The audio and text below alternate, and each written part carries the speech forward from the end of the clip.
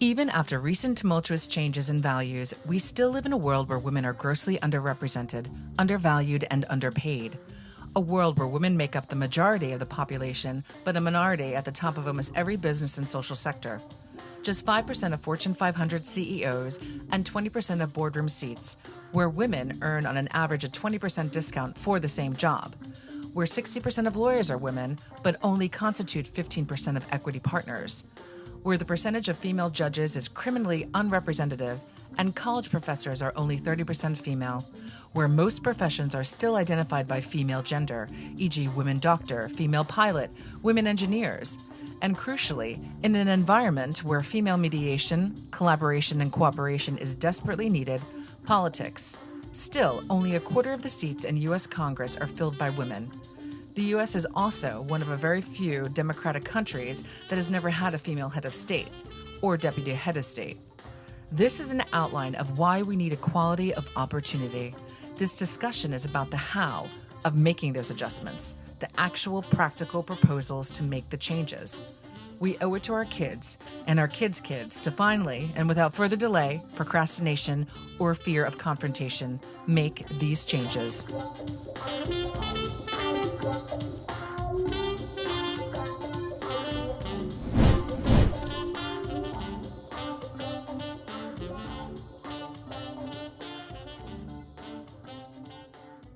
What does gender equality mean to you?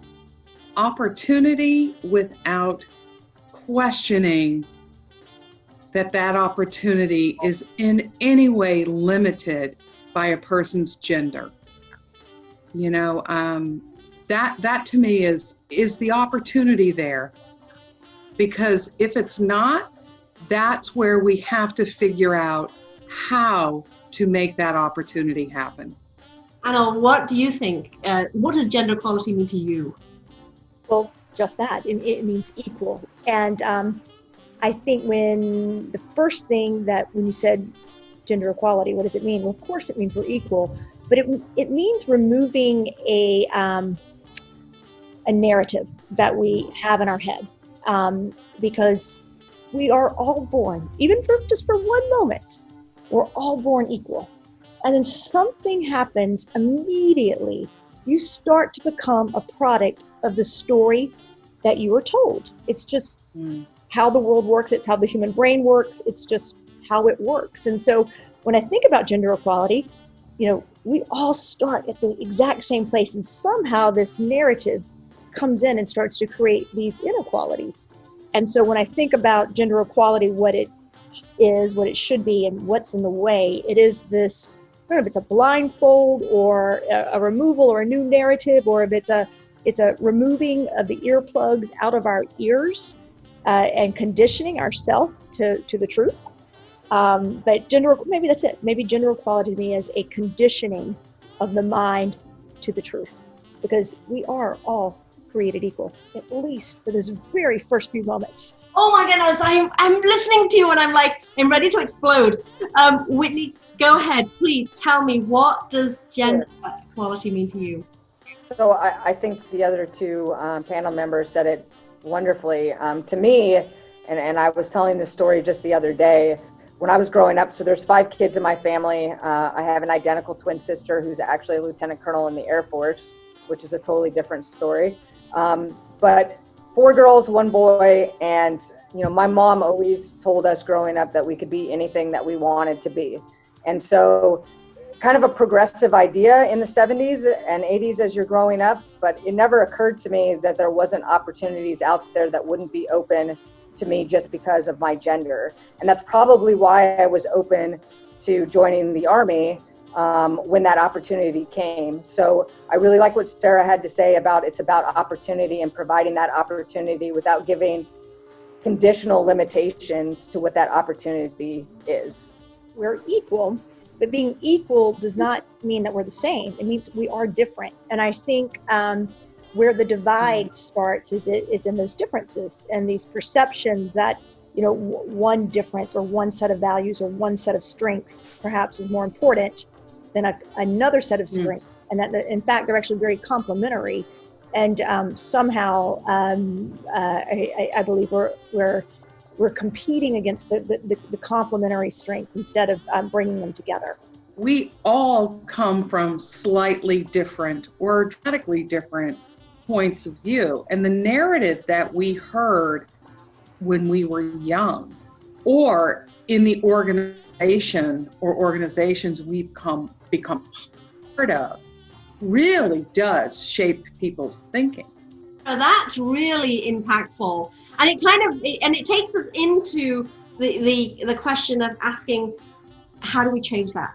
We continue to learn and we continue to evolve, but they've always been on the forefront of change. So integration, we just celebrated, I think, 75 years of integration of the Army. The Army's strength is its diversity. And I think what you've seen over the last couple of decades as women have increasingly gotten into higher positions, a institution that understands what diversity brings to the table and the opportunities that you can exploit from a diverse population, and women bring a different way of thinking to a problem set. Just in my 24-year career, I've seen a huge change in how the Army has approached inclusion of women into all aspects of operations. How a woman thinks is so different to how a man thinks, and the values of what that brings to the table. It starts super early, and yes, the gift of parenting is one of the first places you hear stories.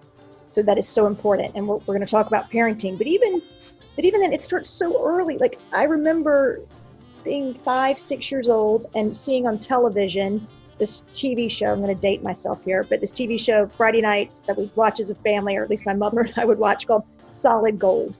And I wanted to be, from the age of 5 years old, I wanted to be a solid gold dancer, because that's what I saw women doing.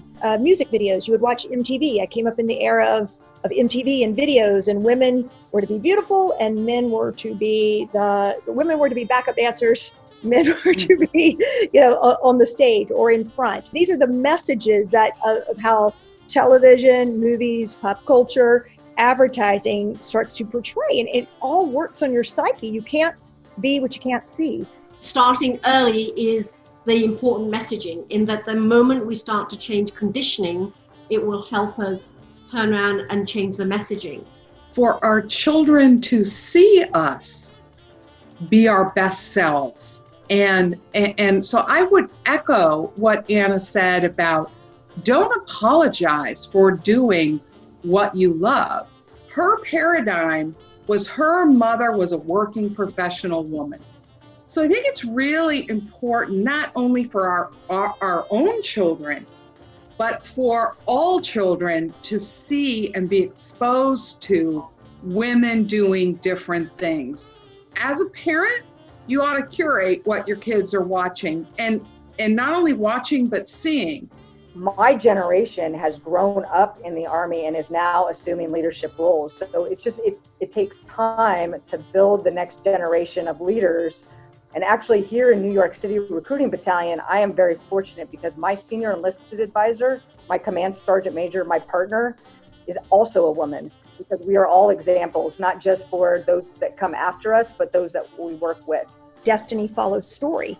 And if you do not like where you are, and you do not like your existing current destiny, then you have to change your story, because whatever it is you tell yourself, your capability, whatever you see that you're going to try to emulate, it's usually a new story. And whatever that story is, that becomes your destiny.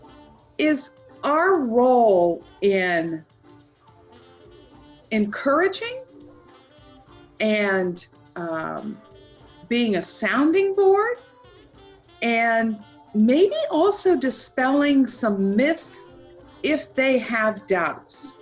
We ought to be open to those conversations and not feel that in any way, shape, or form it's taboo to talk about what it's like to be a woman in name your situation.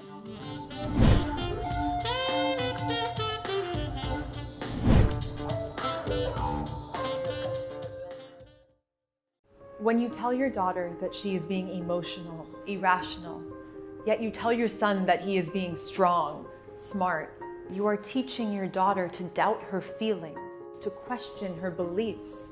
And so when a man mistreats her, she will think back to what you said when she was under your roof, and she will believe that those gut feelings we speak of are merely irrational thoughts. While your son believes every thought he has is fair and right. Be careful how you raise your daughters. Be careful how you raise your sons.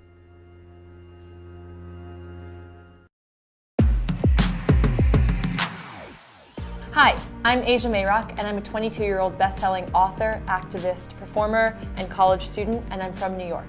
Voting is personally very important to me because I realize that oftentimes it can feel like there's not a lot that we can do at the government level, and it's very frustrating when things are happening and there are injustices happening and it feels like the everyday person can't be a part of change. But that's actually not true. And for most of my life, I believed that I didn't need to vote or that my vote didn't really matter.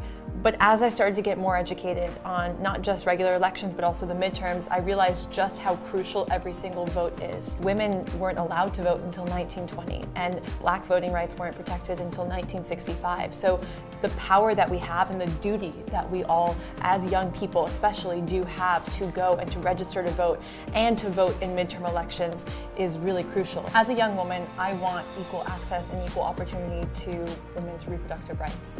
And so to me, that's a really important issue and something that I would like all young girls and young women to have access to. In 2018, 69 million young people are eligible to vote. That's unbelievable. We really do have the power to sway an entire election, to go out there. I think that if all young people do register and go and vote, it takes 2 minutes. We can really voice our concerns through each vote, and we can really make the difference that we hope to see in this country. Your vote matters. 2 minutes is all it takes. Register to vote at vote.dosomething.org. Let's do this.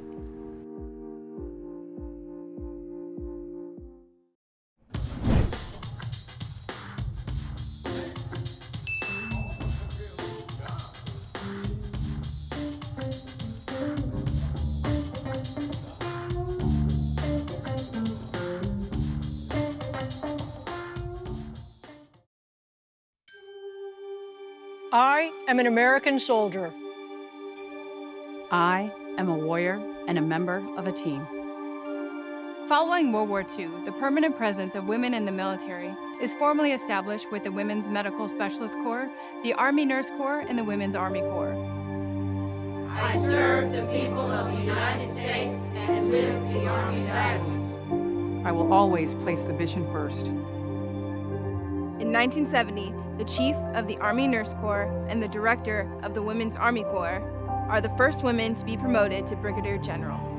In 2008, General Ann Dunwoody becomes the Army's first, and to date, only female 4-star general. I will never accept defeat. I will never quit. In 1971, the first women are allowed access to all male drill sergeant schools and NCO Academy program. In 2015, Specialist Skylar Anderson is the first woman to graduate as a combat engineer. I will never leave a fallen comrade. I am disciplined, physically and mentally tough, trained and proficient in my warrior tasks and drills. Raise your right hand and repeat after me. I state your full name. I am Luciana Abdalazar. Having been appointed an officer. Having been appointed an officer. In the Army of the United States. In the Army of the United States. As indicated in the grade of captain. As indicated in the grade of captain. Do solemnly swear. Do solemnly swear. That I will support and defend. That I will support and defend. The Constitution of the United States. The Constitution of the United States. Against all enemies. Against all enemies. Foreign and domestic. Foreign and domestic. That I will bear true faith and allegiance to the same. That I will bear true faith and allegiance to the same. That I take this obligation freely. That I take this obligation freely. Without any mental reservation. Without any mental reservation. Or purpose of evasion. or purpose of evasion, and that I will well and faithfully discharge that I will well and faithfully discharge the duties of the office upon which I'm about to enter. the duties of the office upon which I'm about to enter. So help me God. So help me God. Congratulations. Congratulations. Thank you. Congratulations. Thank you, ma'am. Congratulations. Thank you.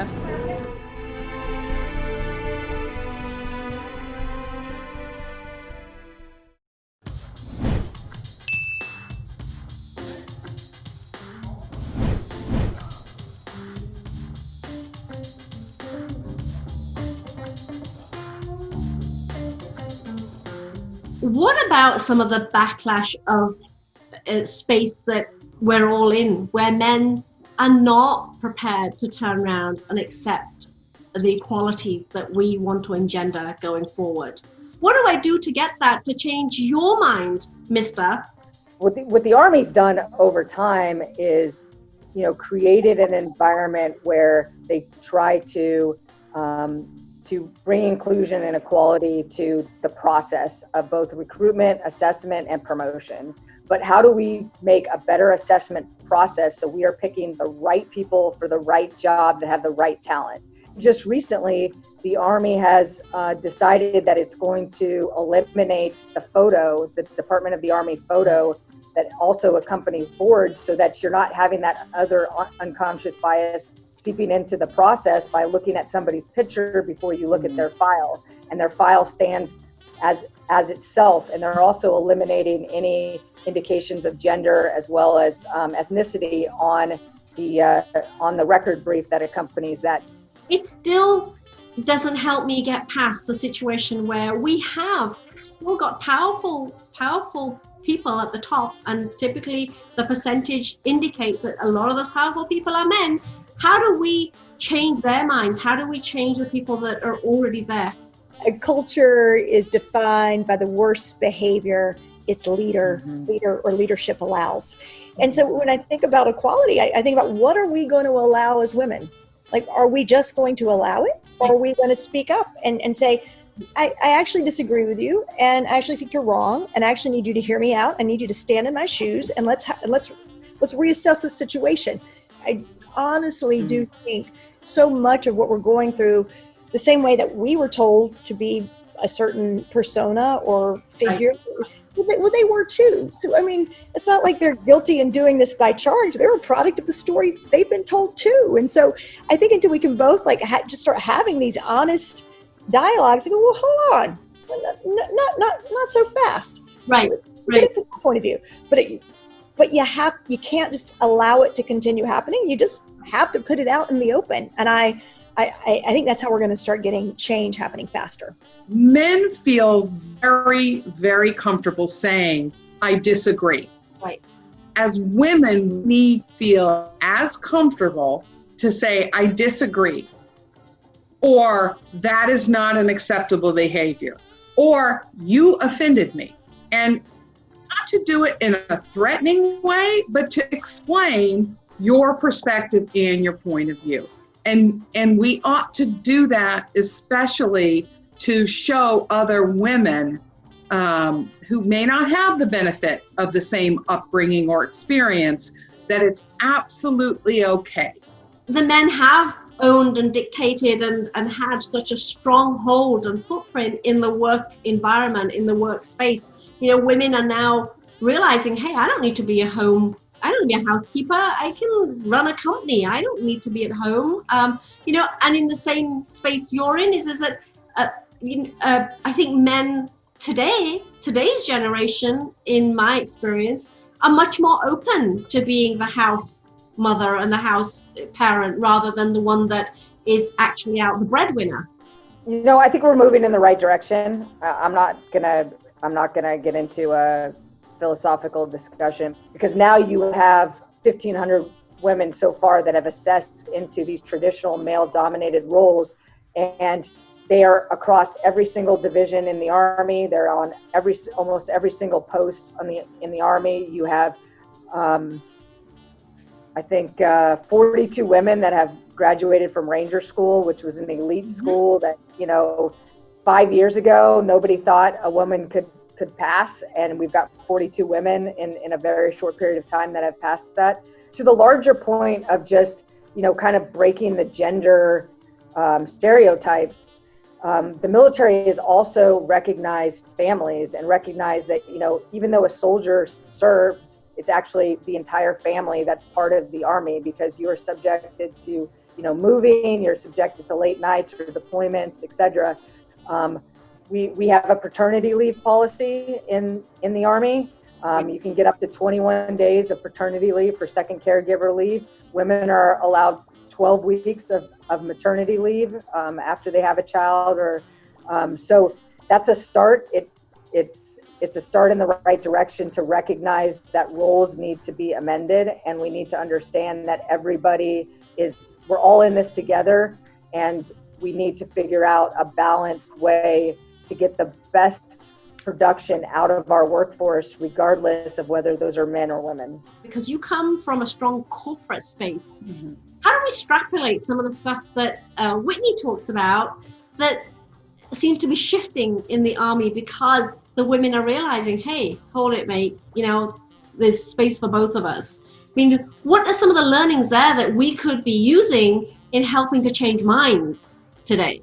First, at any HR policy, whether it be leave policies, comp policies, benefit policies, to make sure there is equity in them between the two genders. It's going to take the employee base holding leaders accountable.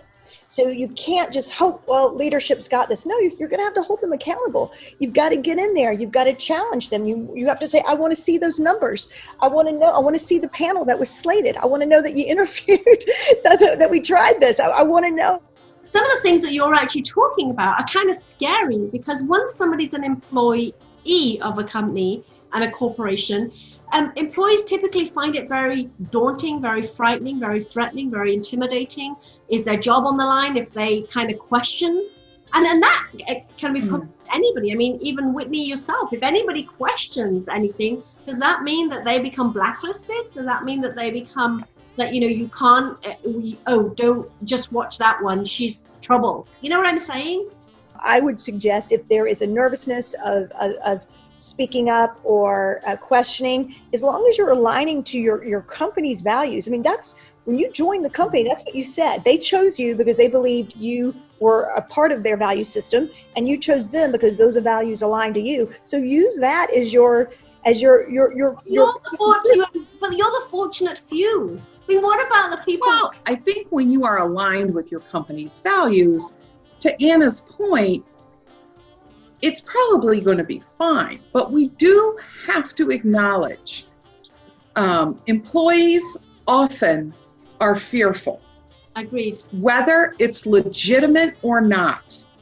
And I will tell, so we put a program in place last year that is called, it's our employee advocate program. The Army is a reflection of society. The military is a reflection of society.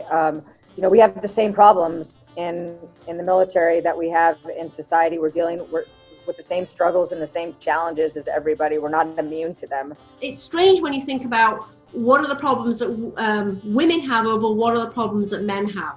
Somebody recently said to me that, whenever you hear about a fighting, a war, a killing, a gunning, another shooting, why is it always a man and not a woman that's out there shooting down, the public, or going in and doing a break-in? It's going to be what you tolerate. So if you continue this tolerance and this acceptance, and I don't want to rock the boat, I don't want to be vocal, I just, then that's what's going to happen. So I'm not saying you have to go out and be a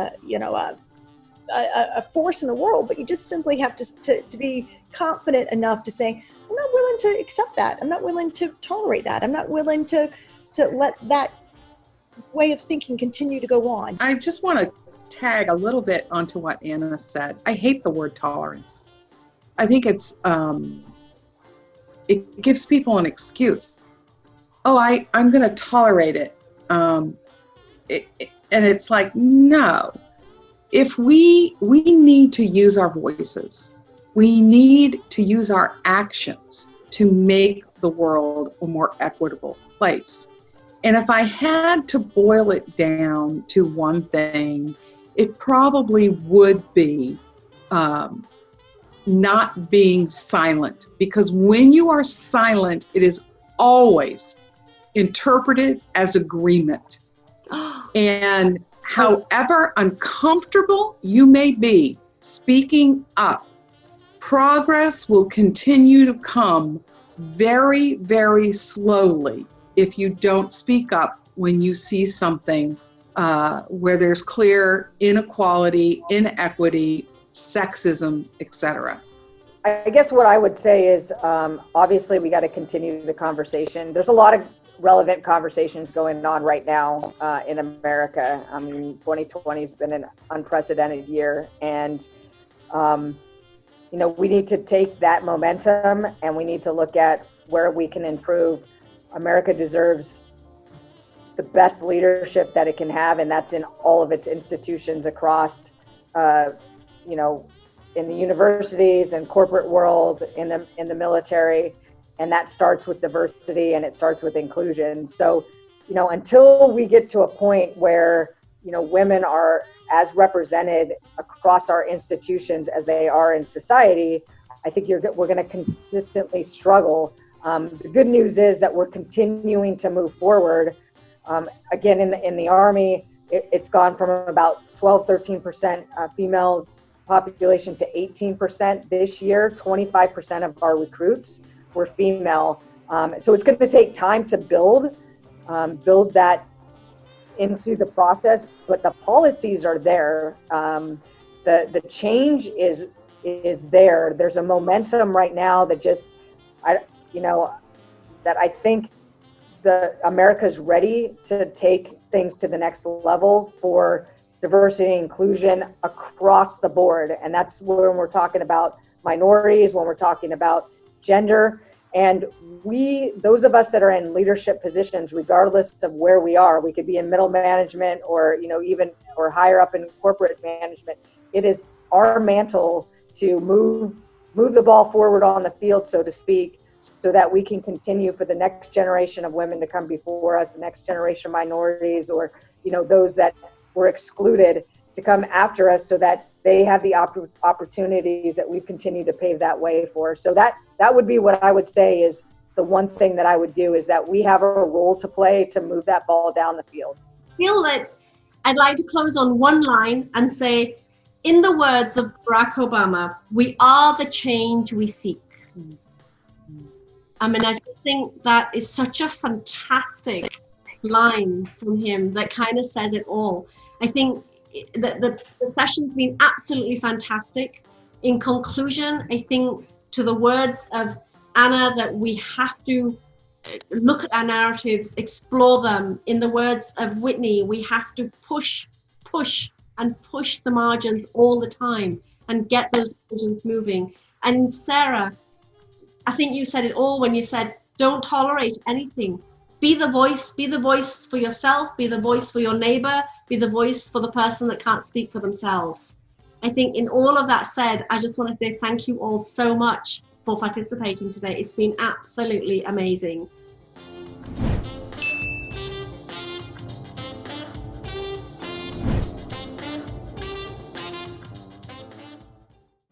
In 2014, Captain Lauren Glover becomes the first female commander of the all-male United States Army drill team. I always maintain my arms, my equipment, and myself. I am an expert and I am a professional.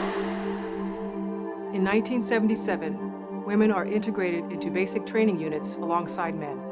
In 1978, the Women's Army Corps is disbanded, and in 1979, enlistment qualifications become the same for men and women. In 2015, First Lieutenant Shay Haver, Captain Kristen Greist, and Major Lisa Jaster became the first women to complete Army Ranger School and earn the Ranger tab. I stand ready to deploy, engage, and destroy the enemies of the United States of America in close combat.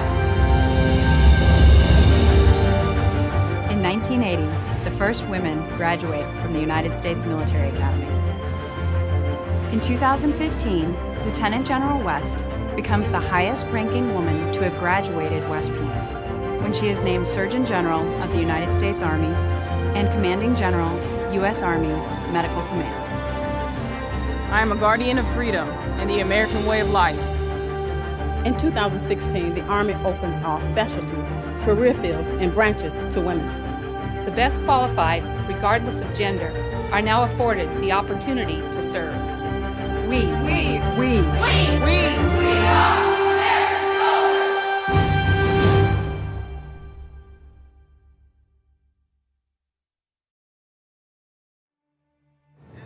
Raise your right hand and repeat after me. I state your full name. I, Jensen, Do solemnly swear that I will support and defend the Constitution of the United States the Constitution of the United States against all enemies, foreign and domestic, and that I will bear true faith and allegiance to the same, that I will obey the orders of the President of the United States and the orders of the officers appointed over me according to regulation and the Uniform Code of Military Justice. So help me God. Congratulations. Congratulations. Thank you. Congratulations. Thank you. Congratulations. Congratulations. Thank you.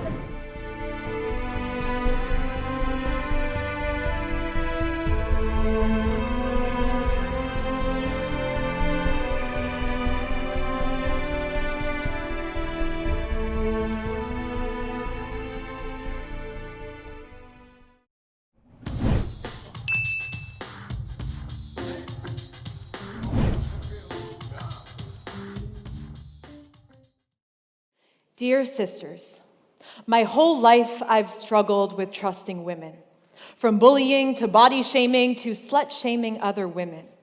I heard girls say things like, I love her, but she's a dirty hoe. She'd be so much prettier without that nose. She's not that talented, she'll never make it. Think of the ratio. These are your sisters. We don't exist in silos. I propose you outgrow your opposition to one another. Your experience is of each other. If we're fighting for equality, there has to be camaraderie. So this is a letter to every woman who knows better than to scarlet letter their sister, to whisper or backstab a sister. There is no progress when we march in different directions. Correction, there is no progress when we march in discriminatory sections. White women, show up for your sisters of color. Straight women, show up for your sisters of LGBTQ plus women. Show up. Have the guts to overlook differences, because really the difference is as drastic as progress or no progress. We can't afford to divide each other. Since early days, we are taught to compare and compete with one another. You are not devalued even if the woman next to you appears to be perfect. You are not devalued if your sisters are achieving greatness. You are always of value if you value you. Dear sisters, take a look in the mirror and see yourself a little clearer. What type of women do you show up for? Hold yourself accountable. Show up for the sisters that you might not know or understand. Show up for the sisters that you might not like at all. Show up for all of us. Because unity begins with you and who you choose to show up for.